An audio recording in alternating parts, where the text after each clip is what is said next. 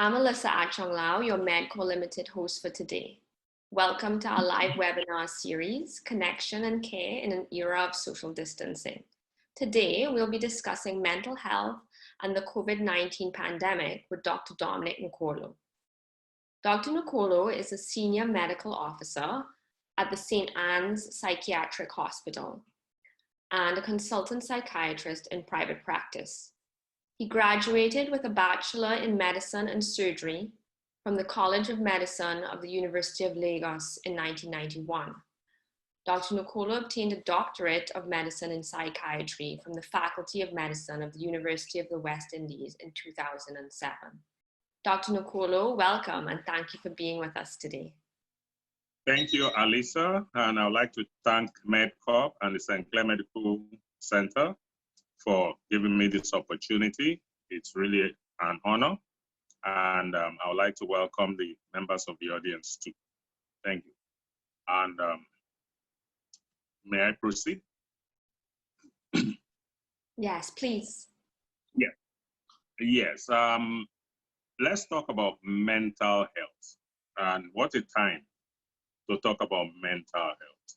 We are in the midst of the COVID-19 pandemic, and we know that this pandemic has had far-reaching effects on every aspect of our lives, and hence the effect it has on mental health. But first of all, what is mental health?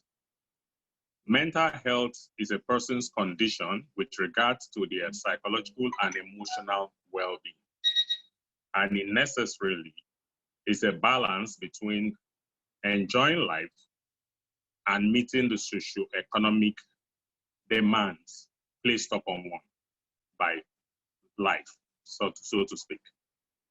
And with the advent of COVID-19 and the devastation it has wrought, the global scale devastation in which hardly any country has been unscathed, it does impact heavily on us. It brings about a lot of stresses. And these stresses are not limited to the following. There's a lot of death and dying. We hear of death and dying every day. One is concerned about one's own personal safety, one's family's safety. And interestingly, or that's not the right word, but interestingly, the survival of humanity, because this pandemic seems to be of apocalyptic proportion, to use biblical words, meaning it does incite such fears. As you can notice in this season, we've seen a lot of people having nightmares, some having visions about worst thing to come, if it was going to be the end of us. It has involved our relationship with technology. So they talk about whether it's being transmitted by cellular transmission, and all this problem, including a financial uncertainty, brings the losses. A lot of people have been laid off their work or have been put on half pay. A lot of businesses have had to close, and the general fear of the unknown, the uncertainty, because the message we're getting, everybody is getting, is that not enough is known about this virus. Every day you're hearing of one thing or the other. And all of us, everyone has been impacted, different walks of life. The caregivers, the businesses, the security forces, even the ministers of government are having to work like they never worked before, which is commendable. You understand? So these issues pose a lot of mental health challenges for sure, because we know that epidemics, pandemics, and social disasters tend to give rise to a lot of emotional stress. It is considered traumatic, and it is very traumatic. When one is faced with the prospect of one's survival or the survival of one's family or friends, which is the core definition of post-traumatic or acute stress syndrome. When one is faced with sudden situation that threatens one's well-being, and survival.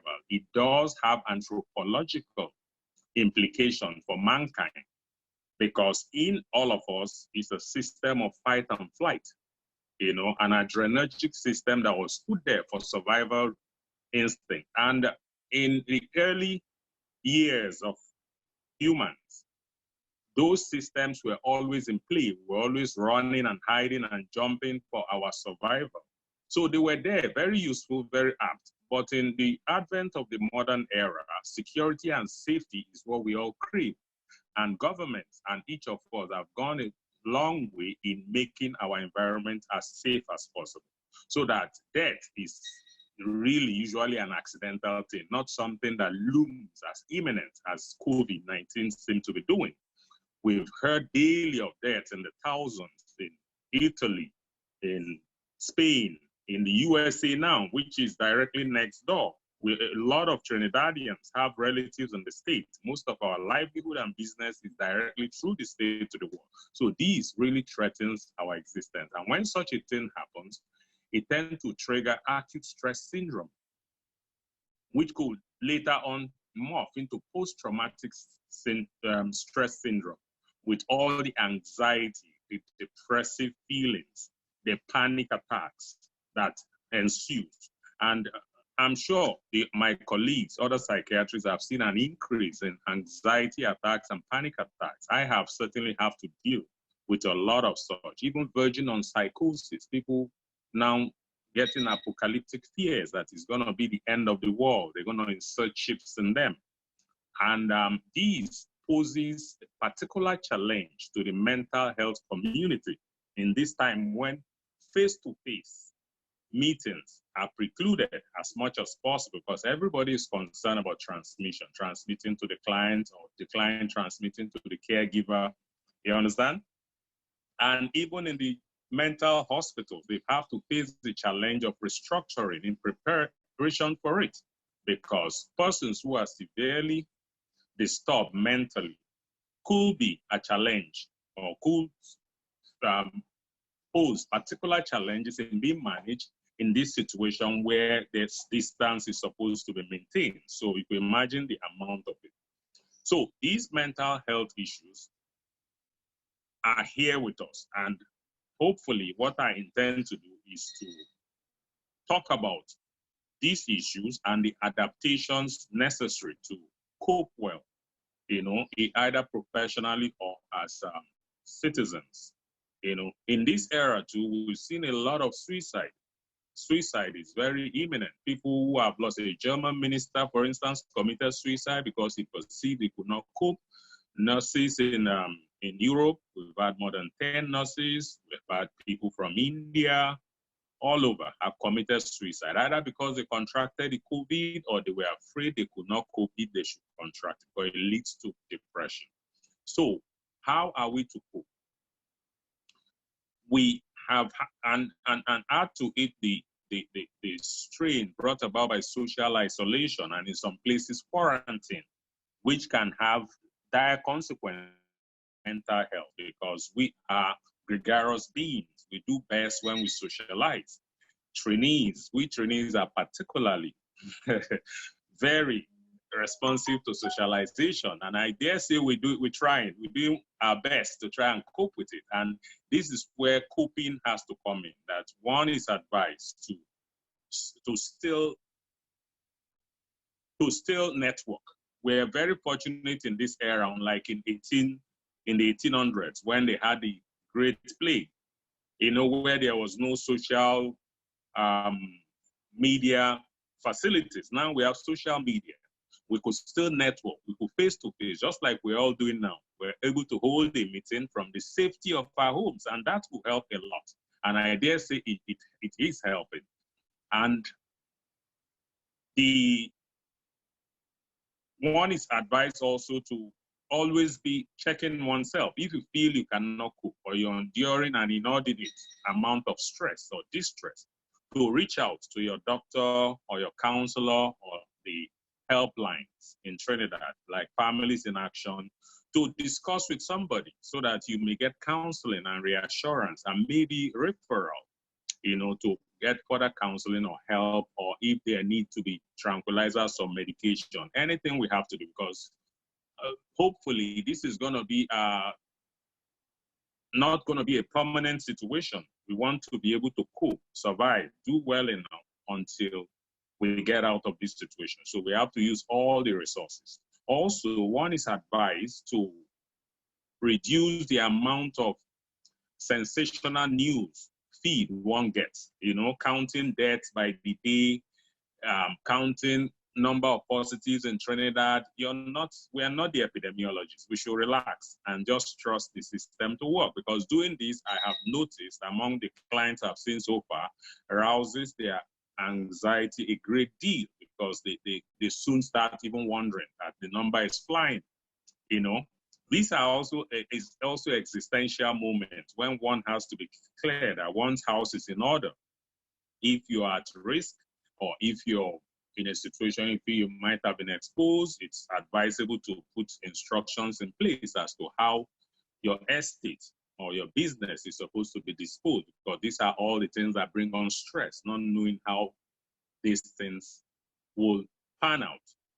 We, the mental health workers and mental health community, we do see an opportunity in this, because traditionally, as you know, we practice mental health on a face-to-face basis, whereas in the North America and Europe, telepsychiatry has made strides.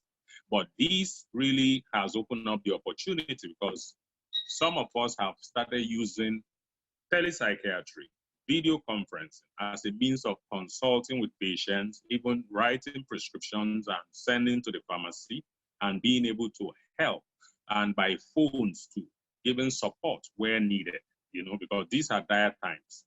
And it doesn't end here. After COVID, one expects that there will be an increase in the rates of, there will be some changes in social behavior. We will never live the way we used to. Hygiene is going to be paramount, but this is expected to raise the level of OCDs in the population, the incidence of obsessive compulsive disorders, meaning that people are going to be having problems with germs, germophobia, tendency to overwash one's hands, delusional disorders, anxiety disorders, and the remnants of depression, especially from those who have lost friends or loved ones, or have lost money or business, a lot of these things. So the mental health community were posed as part of the first responder system to continue to offer that support, well past the COVID-19 pandemic. So thank you very much. And this is what I have to tell you about it. I don't know. Thank you, Dr. Nakol. Yes. So we talked, you mentioned not consuming too much news generally, yes, especially from avenues that could be sensationalist or not reliable. Yes. What other strategies can you give our attendees or our viewers for coping with the stress of a pandemic situation? Let's start with our, the people who are at home every day, or what we call our regular Joe Public. Joe Public, yes. Yeah, the general advice there is to keep busy, to develop daily routines, things to do, water your flowers, an exercise routine, start enjoying the pleasure of cooking, and taking care of your place, networking with your friends online. And if you have to search supportive resources, there are resources online that talks about how to cope in this kind of situation. Developing or rediscovering the joy of reading, you understand? So a little bit of exercise, reading, networking, keeping to a stable routine. Some people are going to be working from home and still having to deal with their family. They have to find ways of setting aside that time and space to do so. And we also have seen challenges of families that have really come into distress because they're not used to staying together. So this is a time they may seek counseling, or at least sit down and have a better heart-to-heart talk on how to coexist or cohabit. Yes. And what is your view on these apps for mental health or meditation that propose to give you exercises to control anxiety or insomnia? Yes, they are quite good. Some of them. I can't speak of all because I've had evaluate. I've seen clients who use the ones that help you to clock your anxiety rate or your depression or your mood. And they realized, as I did too with them, that it did help them to put better perspective on their feelings of helplessness, because whereas they thought they were always depressed or always anxious, when they did clock it, they realized that majority of the time they were not. And they do give nice tips to take away, because we, especially the generations of today, are very app-minded. So that also does help, because it's really the epitome of self-help. They can app and do what you can. Right, especially while we're physically isolated. Isolated. Thank you. And what are the symptoms of traumatic stress that the public or John public should be looking out for in ourselves to know we need help before it's too late? And the second part of that question is there any particular attention that healthcare providers or families take to avoid missing mental health issues in older persons or differently abled persons? Yes. Thankfully, we as humans know how to spot changes in behavior in our family and relatives generally, but most important signs to watch out for are persons who have become unusually withdrawn, not speaking or chatty as they used to be, or keeping in their room more than usual rather than coming to join the rest of the family in the common areas, or people smoking more than usual, or drinking excessively, or not sleeping, calling you at 3 a.m., 2 a.m. all. Any friend who's calling you at that time, you have to be, start wondering what's happening with their sleep, because they could be having insomnia. And then anxiety, excessive worry, asking questions over and over, or even tearfulness, crying, and asking to be excused. Those are telltale signs that one is undergoing distress. But on a personal basis, if you find that you are having flashbacks, you're thinking too much of death and dying, or you're having an undue amount of restlessness, can't sit still, can't sleep, your appetite is affected, or developing too much headache, it's time to seek help, because something might be going amiss. But when it comes to acute stress syndrome, the most important aspect is thinking too much of death and dying, your death, and feeling excessively anxious and not getting sleep. Those are warning signs that all is not well, you're not balanced. Even as simple as inability to concentrate, to be able to study, or to be able to focus on your work could also mean that, or yelling too much at your children or your family, irritability. Those are also telltale signs of depression that may be part of an acute stress disorder. But worse still, if you get in suicidal thoughts of not being alive, thoughts of God taking you, you have to be careful, because those are really serious signs now. Those are times to call somebody, inform somebody. Don't be shy of what you're feeling, because as humans, we all do feel it. We, the mental health workers, are not immune to it either. We have had our own, I'm sure, like my colleagues have told me, we've all had our own share of anxiety, because we have our lives and our families too. We're not robots. So we know about this, and we do advise that you try and network, try and mention it to somebody. And if a friend should intimate you with such information, please take it serious and do advise, do check in on them, do encourage them to call the doctor, call somebody, and get help, because sometimes it becomes too late, you understand? And we don't want to have this kind of losses. Yes, I think it's really important for us to remember there's no shame in reaching out or saying we're having a difficult time, because we're all in this boat together. Correct. everyone has the stresses of, financial stresses, emotional stresses. We have a couple of questions from our attendees.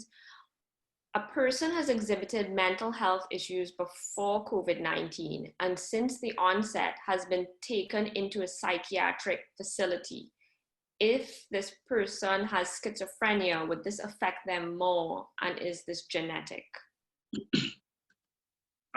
Yes, nice question, because that's what we realize. We talk about pre-existing conditions, that persons who have pre-existing mental health issues. As I said earlier, absence of psychiatric diagnosis is not really the definition of mental health issue, because you could have a psychiatric diagnosis, could be on medication, yet have a balanced mental health, when it's well managed. So persons with pre-existing condition, especially the mood disorders and anxieties, can particularly be more seriously affected. And stress of any type could precipitate the onset of paranoia and psychosis, which could unearth a genetic predisposition to schizophrenia. You understand? So, and at this point, it will be called an acute psychotic episode. And for most people, it will be stress-induced and maybe short-lived. But if the person has schizophrenia before, it could lead to a relapse of the condition, which can well be managed, you understand? Because stress is one of the triggers for relapses. And it is genetic. Schizophrenia, it has genetic underpinnings, okay? Okay, thank you. And we have a question here, which I'll read out. I'm not entirely clear on it, but if there is a person who has a psychological disorder and a child, but kept his mental health history hidden, should it be the moral obligation of the family to reveal this information to the mother of the child, especially given the status of COVID-19 and how it has affected persons with mental health and financial responsibility? I first thought it was the mother keeping the mental health issue. Sounds like perhaps the father has the mental health issue. Yes, it is a serious situation, which raises a lot of dilemma among the general populace what to do, because to report might mean the social welfare or the authorities taking the child. To not report will be exposing the child to ills. I would say the better thing to do is for the family to meet, discuss it, and seriously encourage the person to seek help, especially if they realize that the parent's mental health situation is adversely impacting the child.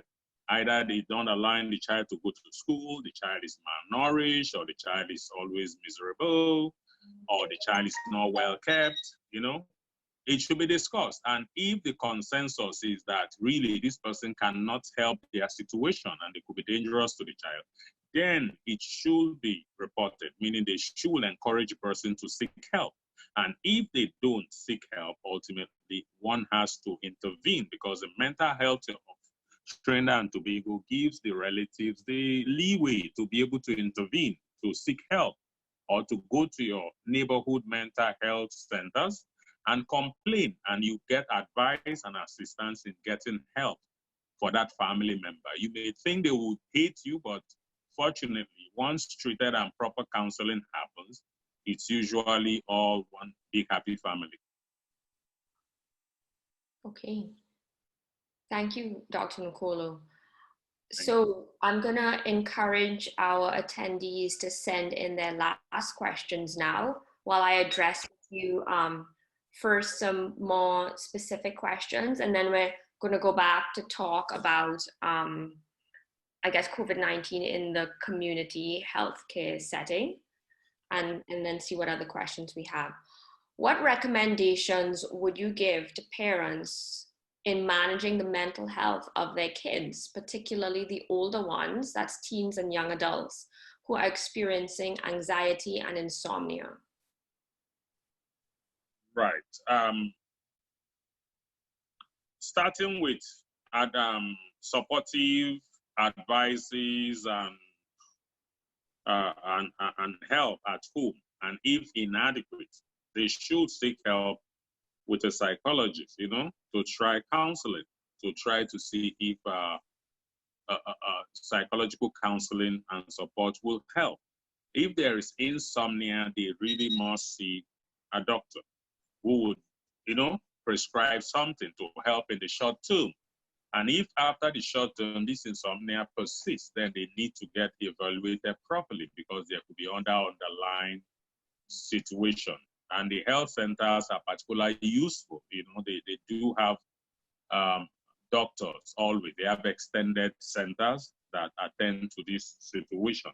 And also they have to be encouraged to cut down or cut out the use of caffeinated drinks. This power drinks, the coffee and such drinks, if it is part of their habit, or cigarettes, or even cannabis. All those should be removed because they are of etiologic importance. They do give rise to anxiety and depression and mental health issues. So all forms of caffeine stimulants should be removed in the meantime, and they should adopt bedtime hygiene when hopefully they stop watching stimulating movies beyond 9 p.m. in the night. And also we advise that they set a fixed waking time in the morning, because a lot of young people like sleeping till 12 in the day thinking it's free. But unfortunately, when it will take about up to 3 a.m. before the system reboots or reinitializes to be ready for sleep again. So, but once one fixes the waking time, the bedtime falls in place because you will have spent a longer part of the day awake, and that does help. Right. And flowing from that, Tenny has a question about what strategies can be used to stop or mitigate an anxiety attack when a person is having one or feels one coming on. Right. When one is having an anxiety attack, if it doesn't involve hyperventilation, one on one's own is advised to try and keep calm, to try and relax, count their breath, and make sure it's not too fast, too slow. You understand? And some even say count your steps as you walk, which takes your mind away from the attack in itself. And also be aware that it does pass. It lasts about 5 minutes, but to tell you, it's quite scary. If the person is hyperventilating and feeling like they're not getting enough air, the actual fact is that they are usually hyperventilating, overbreathing, which could cause alkalosis, which could alkalinize the blood and predispose to cramps or seizures or things that could make the situation worse. So one is advised to breathe into a paper bag to rebreathe so that you exchange.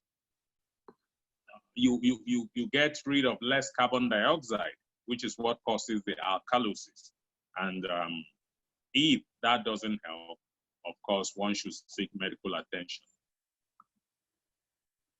Okay, and you mentioned that the health centers are a resource where you can seek help for, teenagers that might have this anxiety developing and whatnot. Where at this time, we're physically isolating, someone would like to know where can they get assistance for suicidal teenager?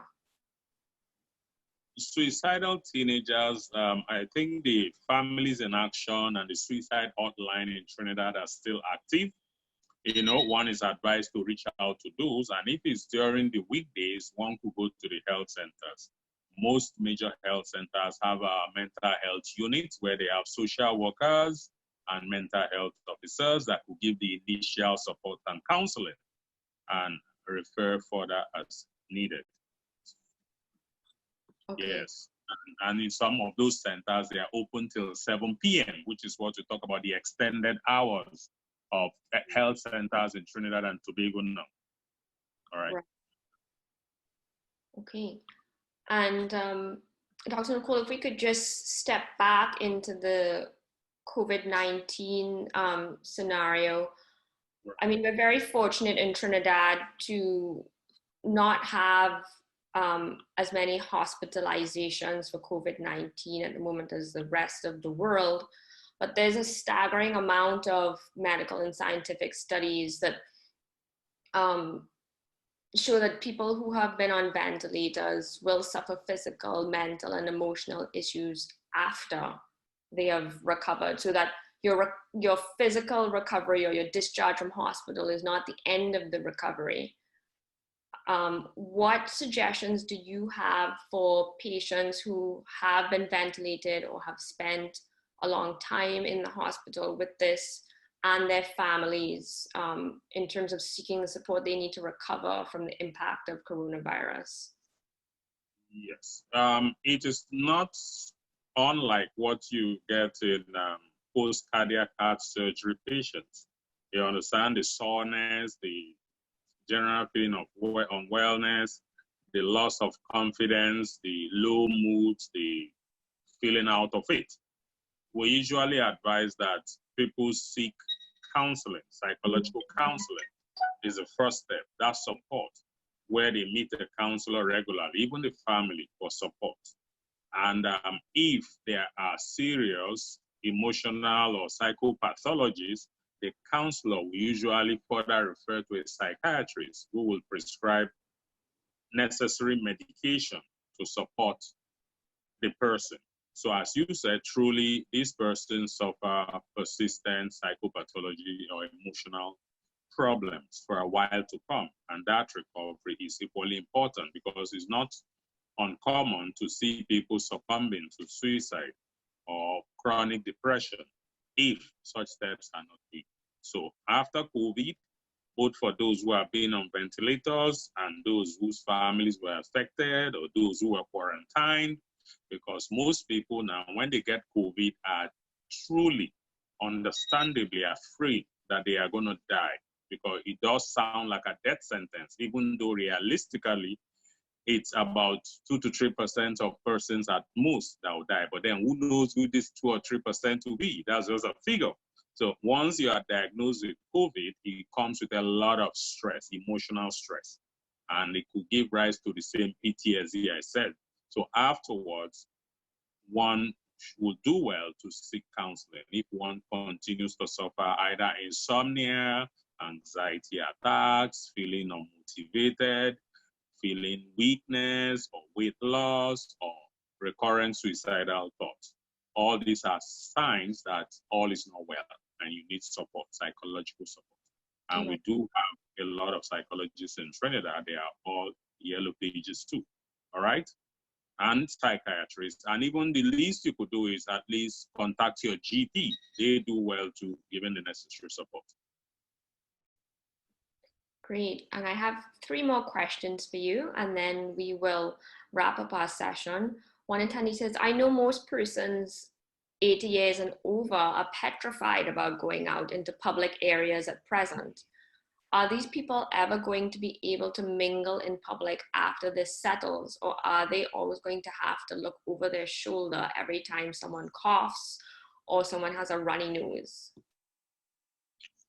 Yes, this is what we said about life not returning to quite the same after this pandemic. Majority of people are going to settle ultimately because nothing beats facts. Once the facts comes out and they see everybody going about and there's a hopeful celebration of the end of COVID, you understand? A lot of people will settle. The few who continue to be so disturbed are advised to seek counseling and help because these are treatable situations. They are amenable to counseling and treatment. So not to feel shy or shame or stigmatized, but to seek help. They will get help. Great. And this is not limited to 80-year-olds, even the young people. It's going to affect everybody. Right, yes. We have a general question. If someone is on medication for depression and anxiety, why would they have a full body cold sweat?